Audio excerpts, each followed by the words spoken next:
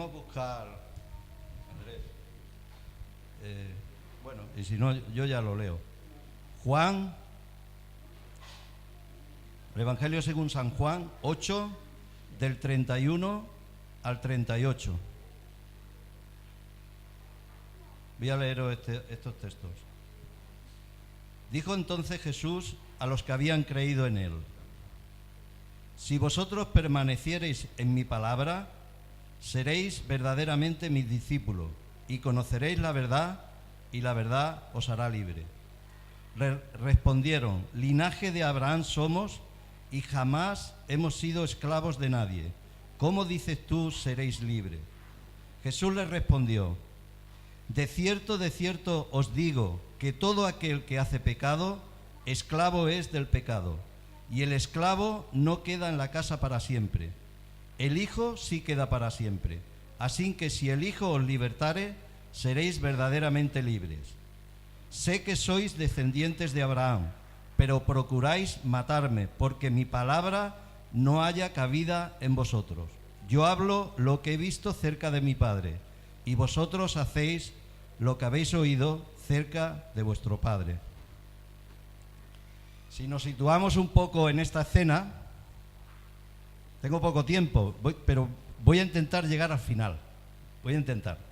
Si nos situamos, la palabra un poquito más adelante pone lo que dice: dijo entonces Jesús a los judíos que habían creído en él.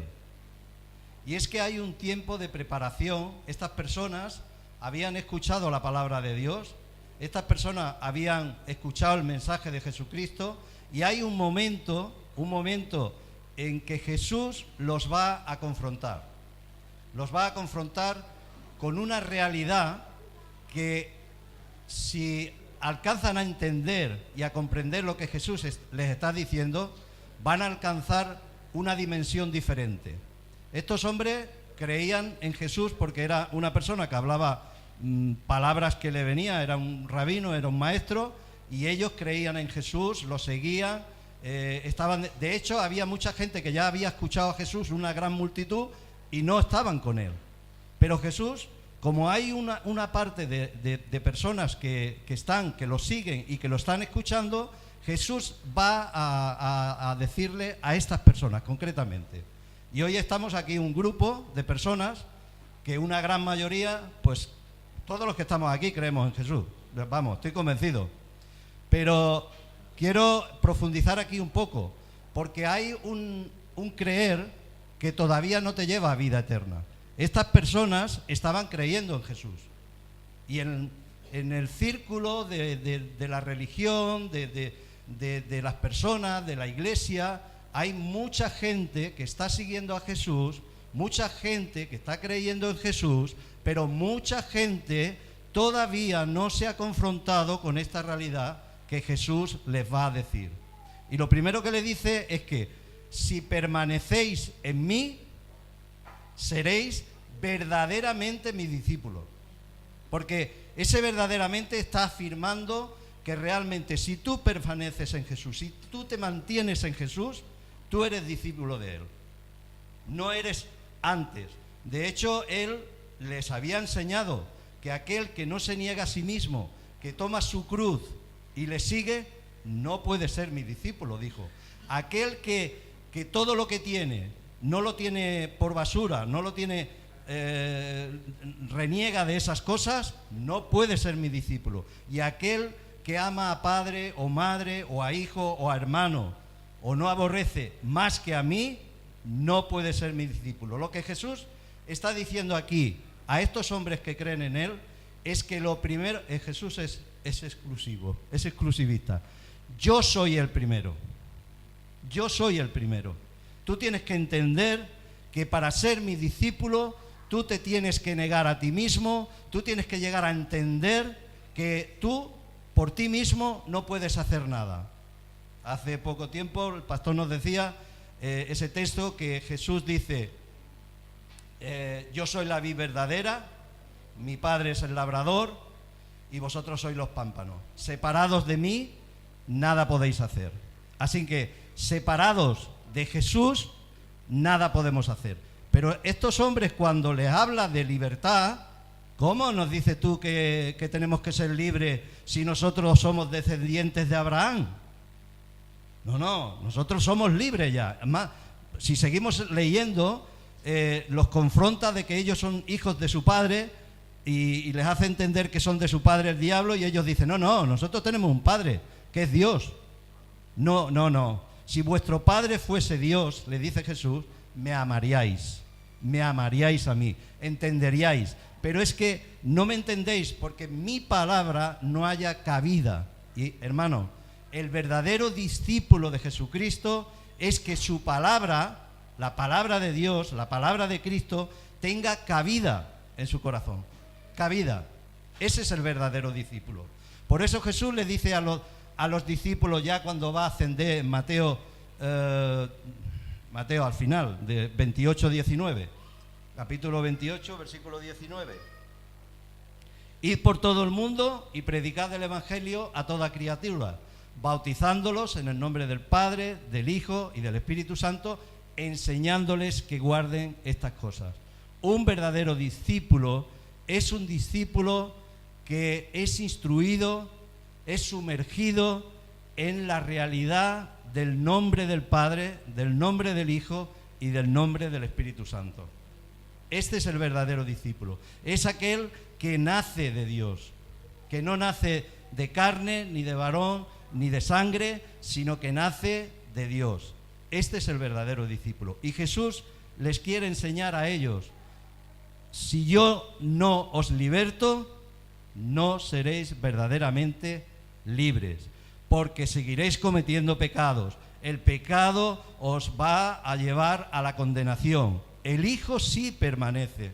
Y lo que les está diciendo ahí es que Jesús está presentándose ahí como que es un ser sin pecado. Y si el Hijo os libertare, seréis verdaderamente libres. Entonces, pero bueno, Él sigue hablando, voy a terminar esta parte. Él sigue hablando con ellos y al final, fijaros lo que pasa. Al final, que no lo he leído, ya cuando termina de hablar con ellos, en el 59 dice, tomaron entonces piedras para arrojárselas, pero Jesús se escondió y salió del templo, atravesando por en medio de ellos, se fue. Cuando le decimos a las personas, cuando confrontamos el pecado, cuando confrontamos la realidad de quién es Jesús, las personas que son mismos que están en medio nuestro, que están ahí, que creen en ese Jesús, pero no están creyendo en el Cristo, en el Cristo que ha muerto, que ha resucitado, no están creyendo, no lo ven, no ven esa realidad. Esas mismas personas, cuando tú los confrontas, te tiran piedras, te van a tirar piedras. Pero gloria a Dios que cuando tenemos esa persecución, cuando tenemos esa prueba, igual que aquí Jesús se fue, desapareció, se fue entre medio de ellos, tenemos, como hijos de Dios, tenemos la capacidad para salir de esas circunstancias, de ese problema, de ese ataque. Ningún arma forjada va a prevalecer contra los hijos de Dios. Entonces, cuando tú confrontas a la gente, por eso cuando hablamos del Evangelio a personas, digo, no, si yo creo en Dios, si yo creo en Cristo, pero cuando tú vas a la llaga, cuando tú vas como Jesús fue a decirles que eran hombres pecadores, hombres que tenían que arrepentirse, hombres que tenían que nacer de Él, del Espíritu, hombres que tenían que nacer de nuevo, entonces se van. Y entonces cogen piedras. Y entonces, pues bueno, así por eso lo crucificaron, porque les hablaba la verdad. Pero me quiero centrar en esta libertad que Cristo nos ha hecho libre. Tenía otra escena, ¿no? Porque aquellos hombres anteriormente les dice Jesús, cuando hayáis levantado al Hijo del Hombre, entonces conoceréis que yo soy. Y Jesús en Juan, capítulo 3, versículo 14, dice, como Moisés levantó la serpiente en el desierto, así es necesario que el Hijo del Hombre sea levantado, para que todo aquel que en él crea no se pierda, mas tenga vida eterna. El verdadero discípulo es aquel que ve a Jesús levantado y que ve que si no mira a Jesús, ha habido una picadura de la serpiente y va a condenación. Porque es lo que está diciendo Jesús. El verdadero discípulo, aunque el discípulo se hace, pero llega un momento que el discípulo tiene que nacer de nuevo, nacer de Dios.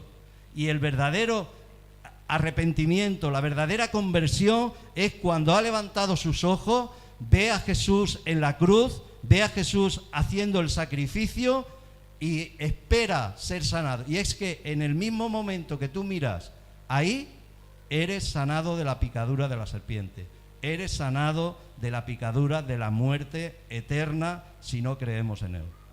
¿De qué nos ha liberado Jesús? Y ya no voy a buscar los versículos y lo voy a decir de memoria. ¿De qué nos ha liberado? Nos ha liberado de la maldición de la ley. Nos ha liberado de la condenación. Romanos 8, 1 y 2 dice: pues no hay ninguna condenación para los que están en Cristo Jesús, los que no andan conforme a la carne, sino conforme al Espíritu. Porque la ley del Espíritu en Cristo Jesús me ha librado de la ley, del pecado y de la muerte. ¿De qué te libra Jesús? De la ley del pecado. El pecado, el viejo hombre está aquí, pero la ley que te llevaba a la condenación, esa la abolió Cristo. El acta que había sobre ti, que era de condenación, Él ya ha pagado el precio por ti y por mí, hermano. Ha pagado el precio. Y Él ha pagado ese precio. Y Él nos libra de esa ley de pecado y de la muerte. Aquel que cree en Jesucristo no muere. No es que no muera esto. Morir vamos a morir si Él no viene antes. Pero la muerte segunda, no vamos a morir. Gloria a Dios. Esa es a la muerte que se refiere. Nos libera, nos libra de esas cosas. Entonces tenemos cosas que Él ha hecho. Ha dado libertad. Y también nos ha dado, aparte que eso lo ha hecho Él, pero ahora hay una parte que nosotros tenemos que hacer. Y es que esa libertad, y este versículo sí que lo voy a leer. Vamos a leer. Hay un versículo que dice que donde está el Espíritu de Dios, hay libertad. El Señor es Espíritu. Y donde está el Señor, hay libertad. Hermanos, tenemos libertad. Y no la libertad del mundo. No la libertad que podemos hacer cualquier cosa. Ahora voy a decir, porque esa libertad es una libertad responsable. Es una libertad de que por amor hago lo que hago, pero no hago lo que me da la gana. Hago lo que Dios me dice. Tengo un código, tengo unas escrituras, tengo una dirección. No puedo hacer lo que yo, ni excusándome que eso viene del Espíritu, que eso viene. No, tengo una responsabilidad en la libertad que Cristo me ha hecho libre y tengo que permanecer ahí. Entonces, en Primera de Pedro 2, de 15-16, voy a buscarlo, o lo busca. ¿Ya está? Bueno, lo busco aquí.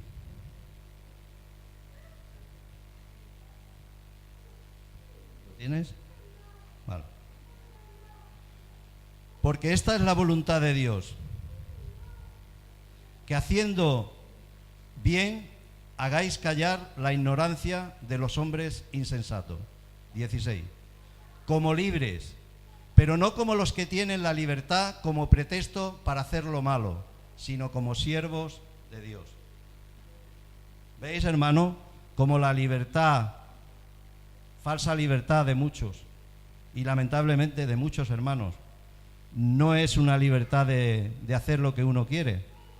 Por amor sirvo a mi Dios, y no como pretexto para hacer las cosas de la carne. No me excuso. Si peco, me arrepiento. Si cometo un resbalón, lo tengo que confesar. Si lo hago con un hermano, lo tengo que hacer, porque esa es mi libertad. Parecería que eso es... No, esa es mi libertad, esa es vuestra libertad. Esa es la libertad con la que Cristo nos ha hecho libre. Y por amor servimos al Señor. Y hay otro versículo en Gálatas 5:13.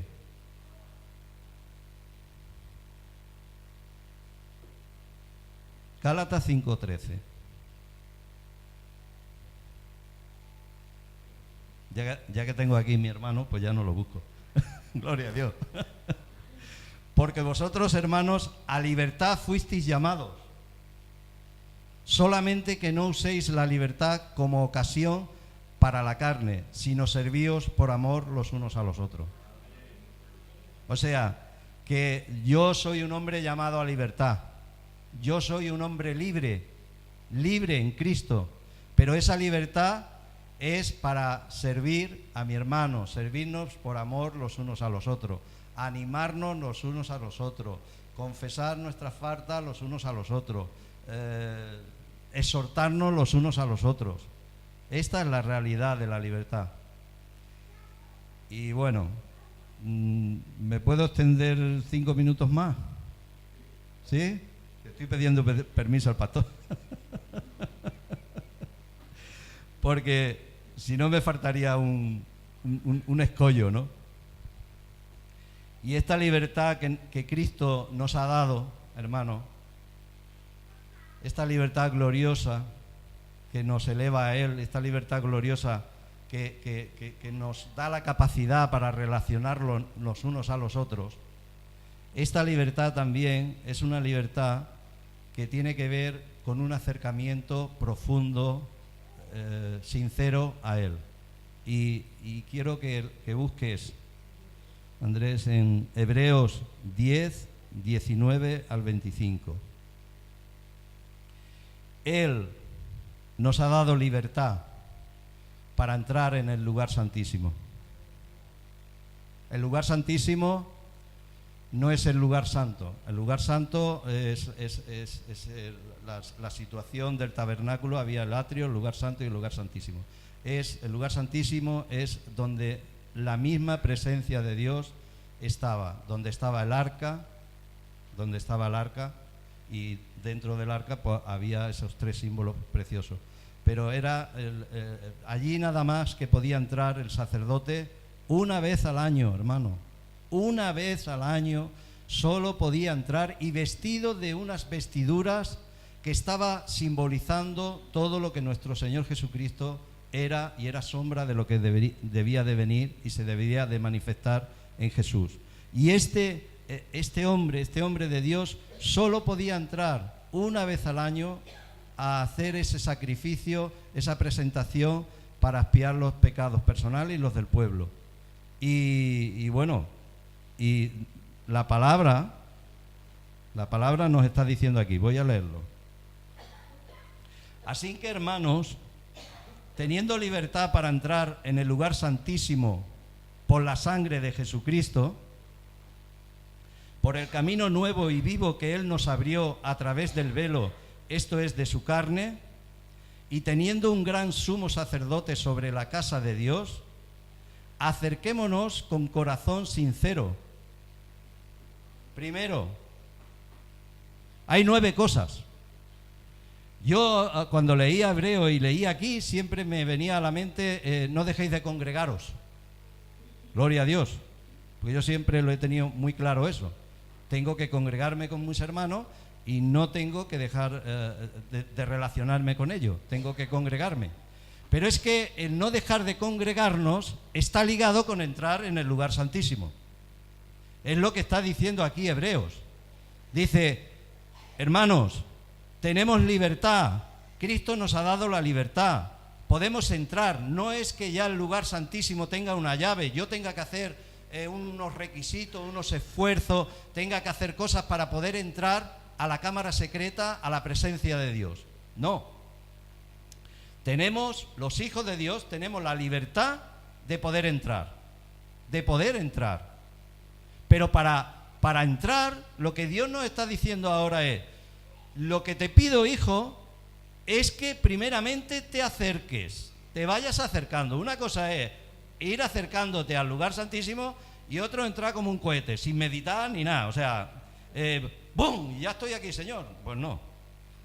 Primeramente, el apóstol está diciendo, acercaros. Acercaros. Primera cosa. Después dice, con un corazón sincero. Acerquémonos con corazones sinceros. No voy a meditarlo, simplemente lo voy a leer. Con corazones sinceros, hermano. Para entrar en ese lugar que muchas veces, lamentablemente, no entramos en las condiciones, pero como tenemos libertad, entramos. Y después, cuando estamos allí, el Señor es cuando ya nos pone firme, nos reprimenda, nos exhorta, nos corrige, pero tenemos libertad para entrar en el lugar santísimo, para hallar el oportuno socorro, para pedirle, para solicitarle, para adorarle, para alabarle. Pero esto es, primero acercándonos con un corazón sincero, en plena certidumbre de fe, convencido, cierto, seguro, creo en ti, Señor, tú estás aquí, yo puedo entrar en este lugar porque tú has muerto, tú has resucitado y tú me has dado esta libertad. Y yo vengo con esa convicción. Lo último que compartí con vosotros era esa certeza, esa seguridad de que somos sus hijos y que pase lo que pase, gloria a Dios, vamos a estar porque Él ha dicho que vamos a estar allí, no porque lo digamos nosotros. Gloria a Dios. Entonces, en plena certidumbre de fe, purificados los corazones de mala conciencia. Otro requisito, lavados los cuerpos con agua pura. Lavémonos con la palabra de Dios. El agua siempre simboliza la palabra, ¿no? Mantengamos firme sin fluctuar la profesión de nuestra esperanza, porque fiel es el que prometió. Mantengamos firme sin fluctuar la profesión de nuestra esperanza. Eso es, mantengámonos firme en la palabra que Jesús nos ha dicho. Mantente firme ahí. Perseveremos ahí, hermano. El que se extravía de la verdad y no persevera, no es de Él. Es lo que dice la palabra, lamentablemente. Y a lo mejor hasta 20 o 30 años en medio nuestro. Pero el que persevera, ese es de Él, el que persevera. Y considerémonos unos a otros para estimularnos al amor y a las buenas obras. Después, el otro, no dejando de congregarnos como algunos tienen por costumbre. Este es el texto que yo muchas veces había leído y me impactaba y me provocaba a congregarme, y es un mandamiento del Señor, un requisito, un mandamiento de Dios. Pero esta parte también es para que entremos en el lugar santísimo. Dios quiere que entremos. Si meditáis en lo que está diciendo, las 4 o 5 primeras cosas es algo personal, es de la persona, pero lo otro tiene que ver con la comunión. O sea, aquí están las dos áreas, la personal y la de relación, la de comunión, y esta tiene que ver con eso. No te dejes de congregar con tus hermanos. Muchos tienen por costumbre eso. No, más bien, ni tanto más, exhortándoos. Antes de dejar de congregarte, apégate a tu hermano, amaros, exhortaros, que yo ahí, si oráis los unos por los otros, dice el Señor, que tendréis bendición, que tendréis sanidad, que saldréis de esa situación. Entonces, bueno, pues ya ha llegado. Es lo que quería compartir con vosotros. Entonces, hermanos, tenemos libertad para entrar en el lugar santísimo, pero vamos a prepararnos. Ahora viene la alabanza de nuestro hermano Manolo. Y bueno, es una oportunidad a través de la alabanza, de poder entrar en ese lugar. Pero consideremos, meditemos, reflexionemos sobre lo que el Señor nos pide en nuestros corazones.